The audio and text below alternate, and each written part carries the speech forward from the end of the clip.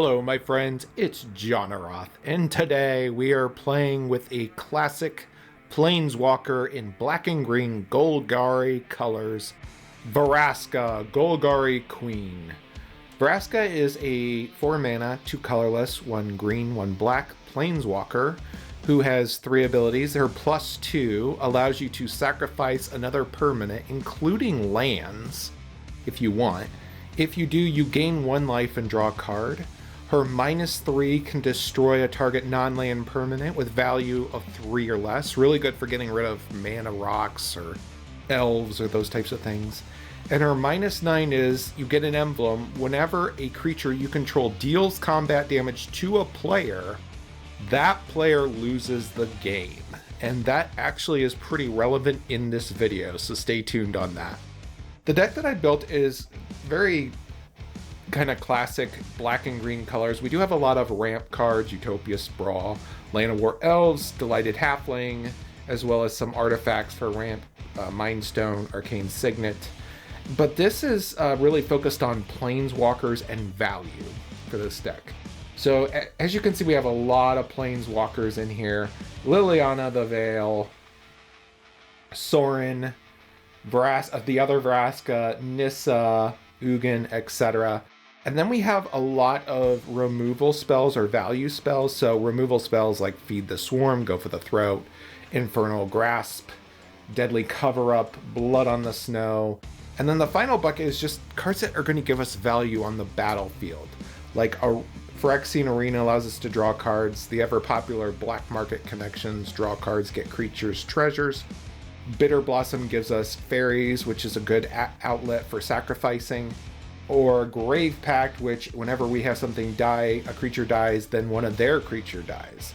So the goal of this deck is just to get out a bunch of value cards and then start getting your Planeswalkers out to get value. Meanwhile, controlling the board, eliminating threats until you're too powerful to stop. So let us take Vraska, Golgari Queen, into the queue and see if there are truly snakes on a Planeswalker. Let's go.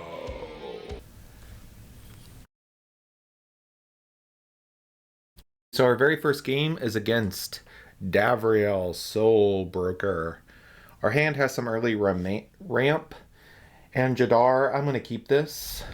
So let's go. Davriel is a 4-mana Planeswalker. Oh, we could have used the Birds of Paradise last turn big time, but that's okay. Basically, you get to get offers and conditions with him where you'll, be able to accept life gain or life loss or all these different types of things. Let's get out Vraska. And then I'm going to use Vraska to destroy his Solar Transformer so he cannot summon Davriel next turn.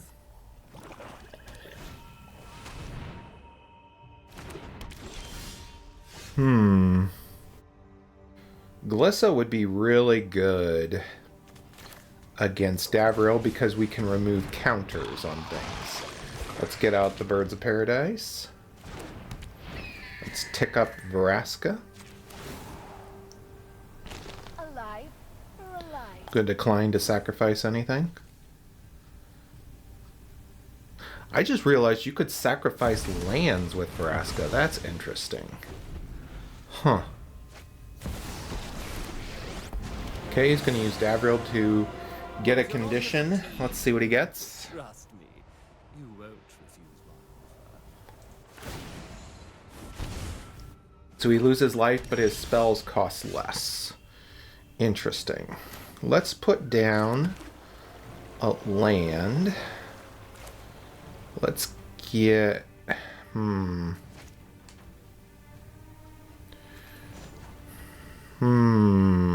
If we had one more swamp, snow-covered swamp, we could get Vraska back. This is tricky.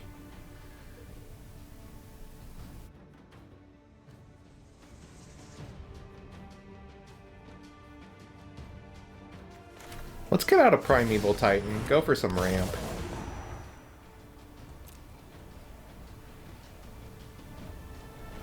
We'll take a snow-covered Swamp. And then let's take the Hive of the Eye Tyrant. Then let's let's destroy his Cold Steel Heart. We're gonna lose Vraska, but I'm going to cast her on my next turn with Blood on the Snow. I want to limit his mana as much as possible.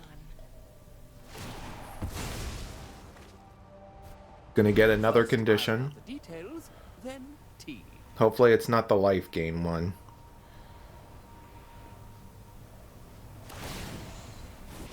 So his spells get even cheaper.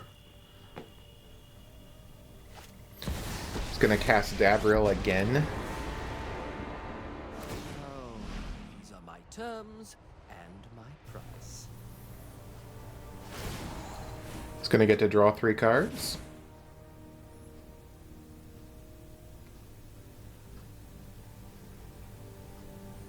He's eyeing our Primeval Titan, which is not good.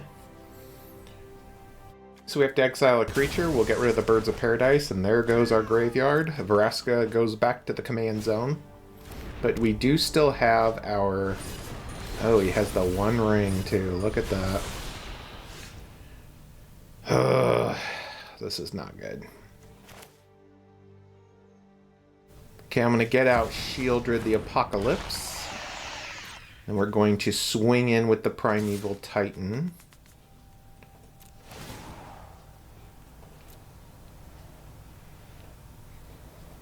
We'll get out, let's see here, a Gate and Mirrex.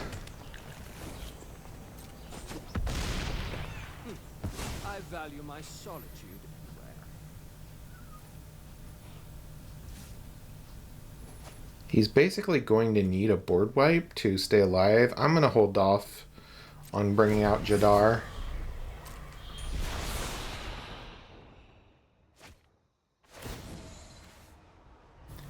He's going to take some more damage.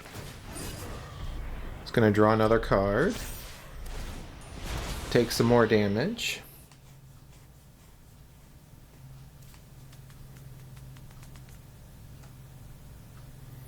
With all those black cards, I'm sure he has to have some removal spells. And he's got all these Davriel offers on the table, so...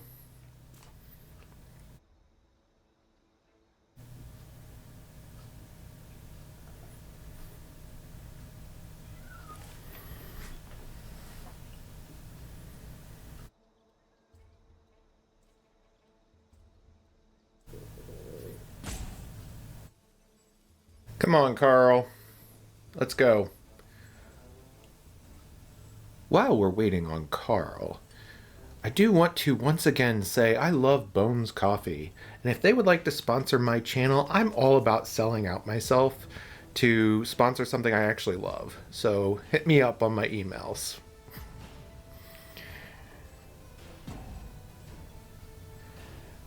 This guy literally has a full hand. I think us getting Shieldred on the battlefield and him not having a removal potentially, is what's making him hesitate more than likely. We'll see. Come on, Carl. Don't give up now. You're so close.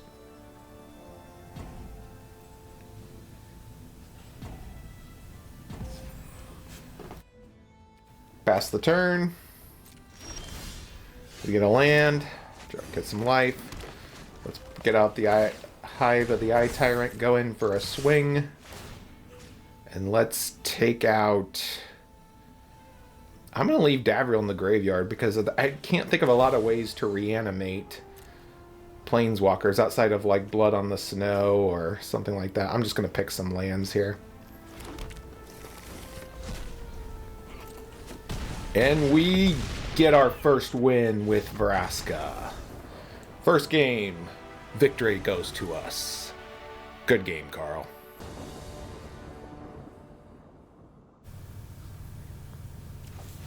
Second game is against Narfi, Betrayer King. So this is more than likely a zombie deck. We do have some decent removal.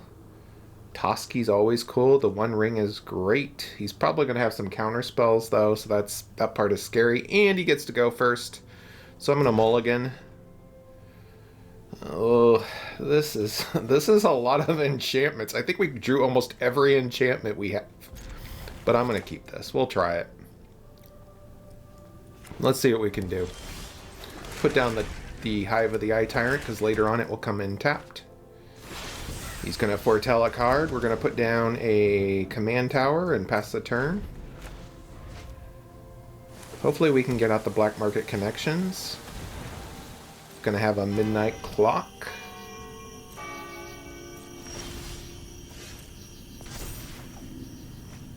We'll put down a swamp and cast our black market connections.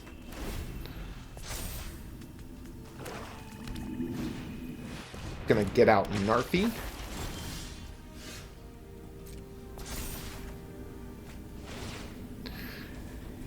If you know me, you go for all the modes on black market connections.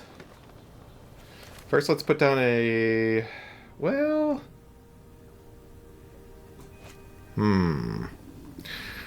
I'm going to use the treasure to fatal push Narfi. It actually did work. Now I'm going to try to get out Vraska. He might have a wash away. No, he does not. Let's use Vraska to kill the midnight clock off. Good. Pass the turn. I've forgotten how to destroy things. He basically needs 3 snow-covered swamps to get back Narfi. Oh, he gets out a Dread Horde Invasion, which is going to give him tokens, kind of like zombies, every single turn. I'm going to go for all the modes again. Okay, we did get a land.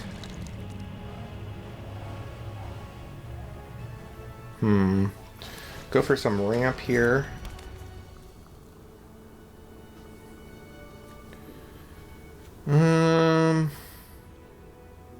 Do we want to sacrifice anything? Let's attack in with our shapeshifter. And I'm gonna increase Vraska, but I don't really want to get rid of any of this, so I'm gonna decline. We'll pass the turn. And our opponent scoops! Yeah, unfortunately, getting out black market connections at the beginning of the game really gives us a lot of advantage. We're going to get more treasures, more cards. We can get some life back with Vraska sacrificing and drawing more cards. And we have 1, 2, 3 different ways of removing creatures. So Narfi's really going to struggle to get a foothold on this game. Narfi's a really cool commander, though. Too bad the zombies didn't prevail this time. Good game.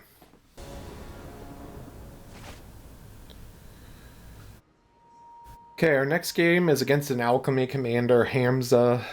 This hand would be pretty good if we had a forest. But we don't. So that's really, really unfortunate. Because this hand would be... like, if we just swapped out the castle for a forest, this hand would be amazing. That's unfortunate. And our opponent gets to go first, which is always fun. Let's mulligan. This hand is not much better, but I'm going to keep it because it does have a lot of removal. I guess.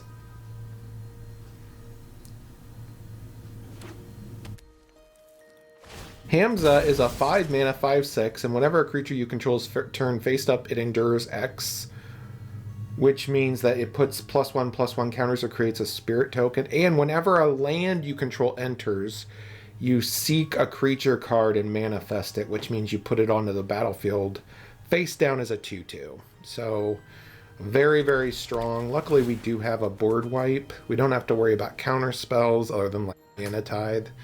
So this could be good, but this is a very scary commander.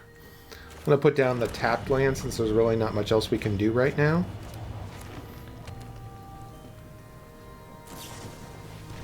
Dark Ritual. Okay. Let's see what he does here. He's got 4 mana. Gonna ramp to get some more additional lands onto the battlefield. So now he has 3 lands. Which means we're already way behind in this game.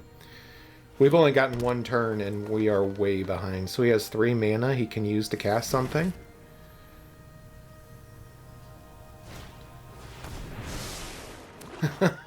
So now he has 4 mana, 2 are 1. Pretty fair matchup. I'm going to pass. Hopefully he tries to cast his commander and we can at least shut that down. Instead he's going to get out Yawgmoth, which is also scary. I'm going to kill Yawgmoth off.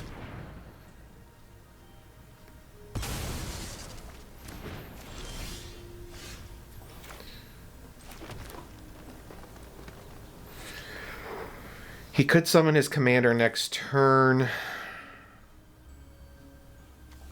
going to get out an Arcane Signet.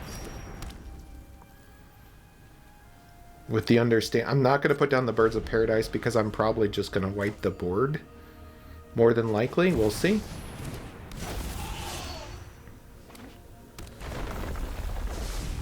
Okay, he's going to seek a creature.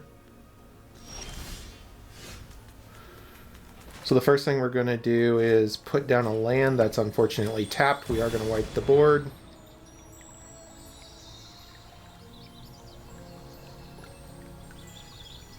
Don't think our opponent counted on that.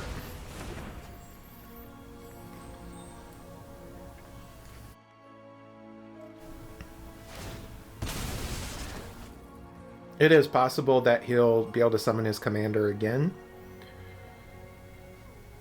We'll see what happens.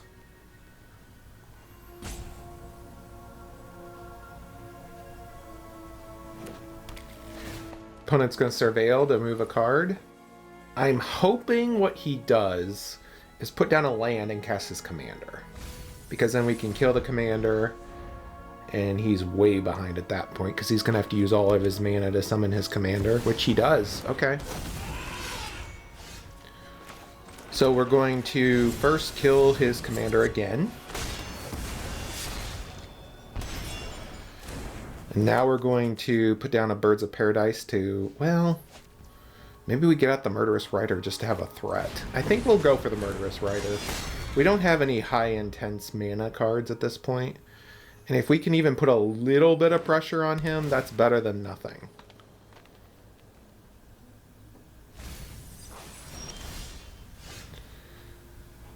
We're going to swing in with the Murderous Rider. Gain a little bit of life. We're going to cast Vraska. We're going to plus up Vraska. Do I get rid of my Murderous Rider? I'm going to sacrifice the tapped land to draw another card. That actually did pay off for us because we replenished it by drawing our next card. We get a Birds of Paradise on the battlefield.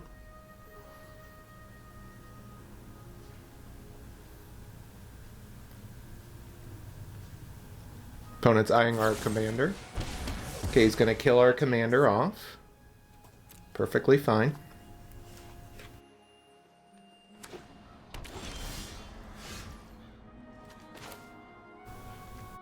I'm going to take a turn off to cast Phyrexian Arena because that's significant card draw for us.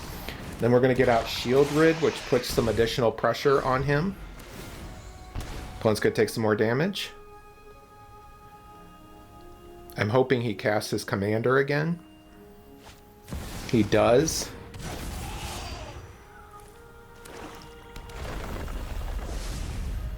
Going to manifest another card.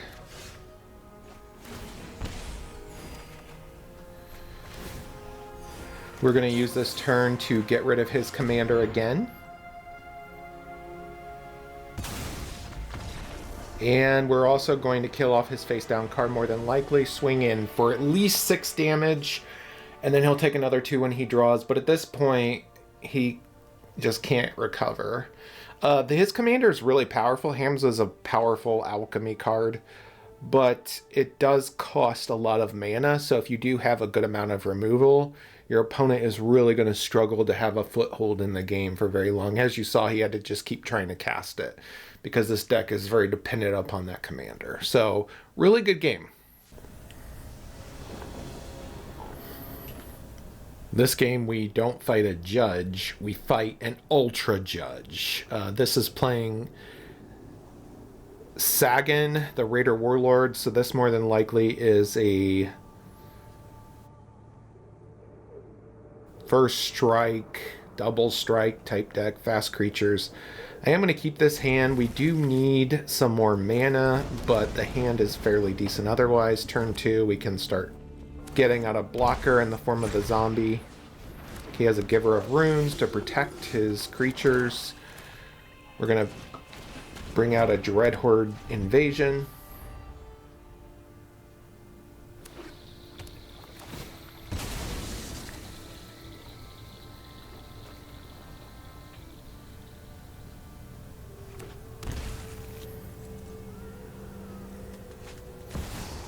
He has a Ragavan. Ugh. We do have a blocker with the Dreadhorde General, or Dreadhorde General, Dreadhorde token. I am going to cast Shieldred's Edict, make him get rid of one of his creatures. Either one of these is a good win for us. We'll see what he chooses. He's going to get rid of the Giver of Runes. Okay. Going to kill our token, unfortunately, so he'll be able to swing in with Ragavan. We can draw a land. We'll be in pretty good shape.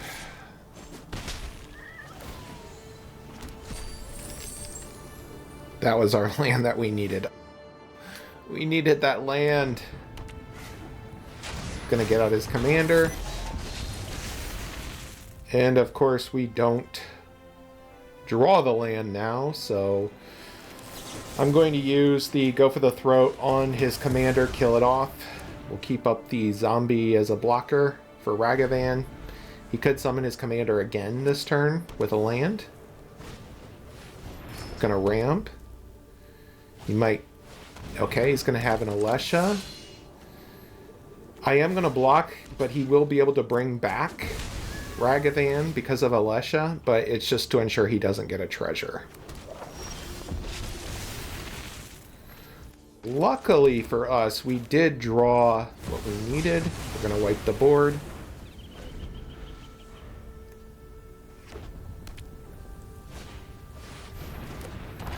Summons his commander again. We're going to bring out Vraska, and we're going to kill off his commander. It's time to step out of the shadows. You want it gone? Consider it done. Put down a land. Pass the turn. He summons Agroscos, Spirit of Justice. He's targeted our token and he's going to kill off Vraska. Perfectly fine. Do draw another land. I'm going to get out Vraska for the full cost. We're going to kill off, let him have a treasure. We're going to... Does he have any way of doing haste? I don't think so. We can't block with this anyway because of what he did, so we're just going to swing in.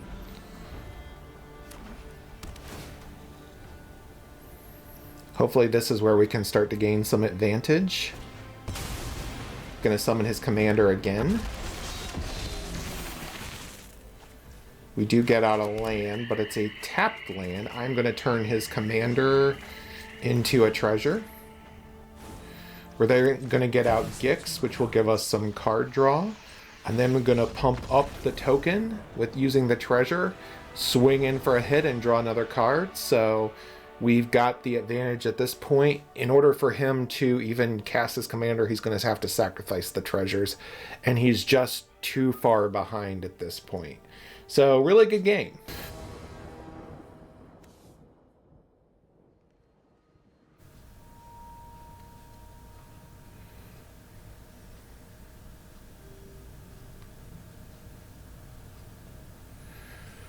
Do you get to go first? I'm going to keep this. I'm going to try it. If I can get out Vraska. This is unfortunately an all board wipe Azorius Planeswalker build. Pretty boring, to be honest with you. Just from my opinion. Of course, if you like it, more power to you. But I really don't like those types of decks. It's not really my thing. But we do get to go first. We do also have the Delighted Halfling, which I think is one of the best ramp cards you can get because of the fact that you can cast legendary spells and they can't be countered. It's just such, and it's a 1/2. So really good in any type of deck where you have green.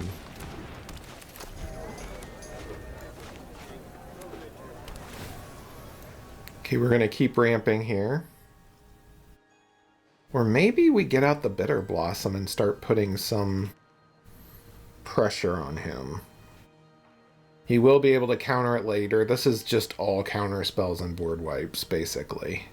So we have to figure out a way to outvalue our opponent.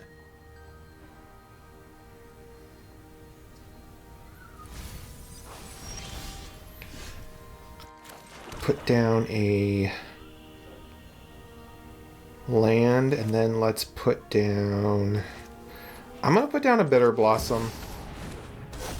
Just so we can... Though I wish we had tapped the Halfling. The auto tapper, I think, ripped us off. What we could have done is tap the Halfling for colorless and black, put out, and then put the Birds of Paradise down. So that's my for trusting the auto tapper.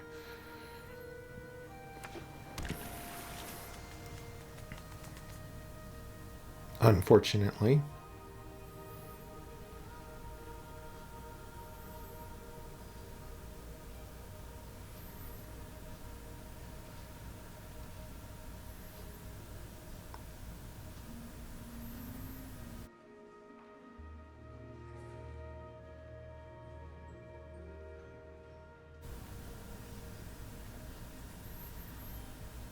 Okay, are you going to do anything, opponent? Come on. Opponent's trying to decide which counter spell to use, I guess. Put a stop maybe on our turn. Going to cast Vraska, which he cannot counter.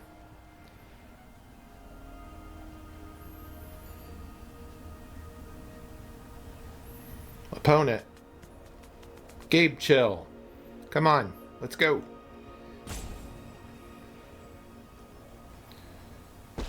You can't counter that. Let's use Vraska's ability to draw another card, sacrificing the fairy.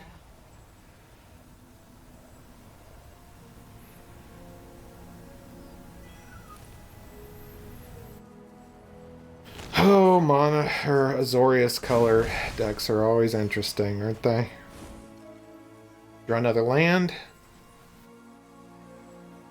If we can keep the Delighted Halfling on the battlefield for one more turn, we could get out Liliana, which would be great, because then we can start hitting his hand.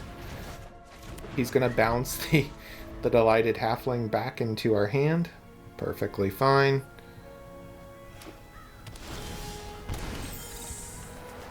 So we know our opponent is going to counter whatever we cast, right? He bounced the one thing in our hand that can stop that. So I am going to cast this knowing full well he's probably going to counter it. Oh, he actually didn't. That's surprising. I'm going to put down a land. There was no stick there, so I am going to cast Liliana. Maybe as a counter spell for that. He does not. We're going to make him discard a card. We will discard a card as well.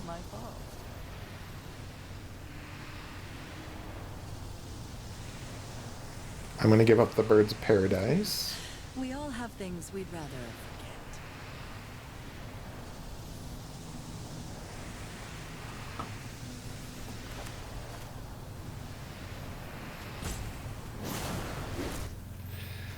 Going to pump up Vraska.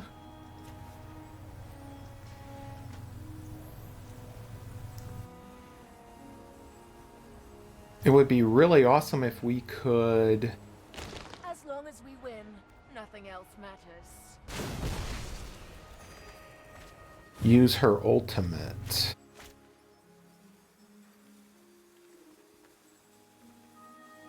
If the Delighted Halfling stays on the board, and we get out the Staff of Completion, we can pump Vraska up to her ultimate and then hit him with the Delighted Halfling and win the game. I'm hoping he casts his commander this turn and he can't do anything else. Let's see if that's possible.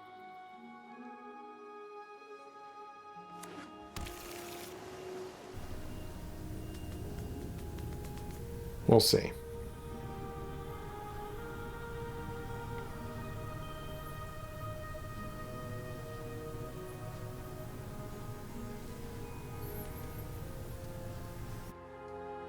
Come on, opponent, cast your commander. It's safe, I promise. I won't do anything.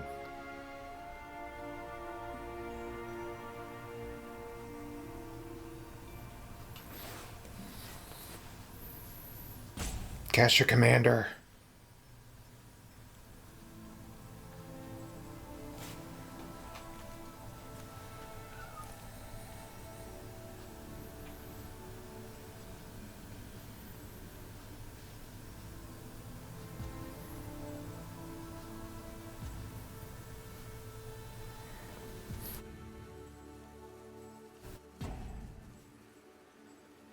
It's not that difficult. Gabe, please.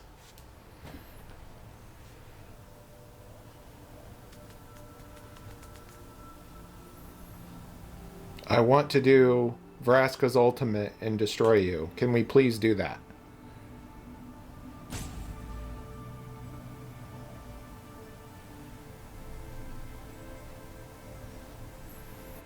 In this game, the Delighted Halfling really allowed us to overcome a lot of obstacles of a deck like this.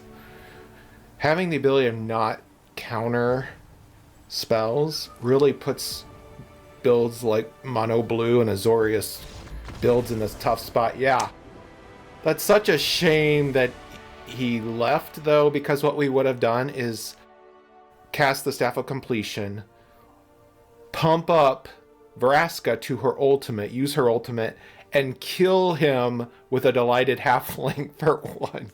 So, really good game, Narset. Good game. Thank you, my friends, so much for watching my video featuring Vraska, Golgari Queen. Vraska is a really fun commander to play with. You get a lot of card value and removal, which is a good combination to have for your commander. I would put Vraska at probably about a mid-B tier. I will say my win rate with this game was very high. Once I came up with my final build, whenever I build a deck, I do kind of tweak it and come up with the most optimized build before I make the videos to come to you. So it is a lot of fun, and playing in black and green is just a fun combination to always play. I always enjoy any type of Golgari deck. There's just so many fun and different ways that you can go about doing it. I went with the Planeswalker build, but there's other ways you can easily build this deck. The deck list is in the description below. Please don't forget to like. Please don't forget to subscribe. Please don't forget to leave a comment below talking about Vraska or Final Fantasy, the new series, or why you think ice cream should be a dinner food. I don't really care as long as I get to hear from you, fellow fans of Magic the Gathering. Thank you so much for watching. Have a great day.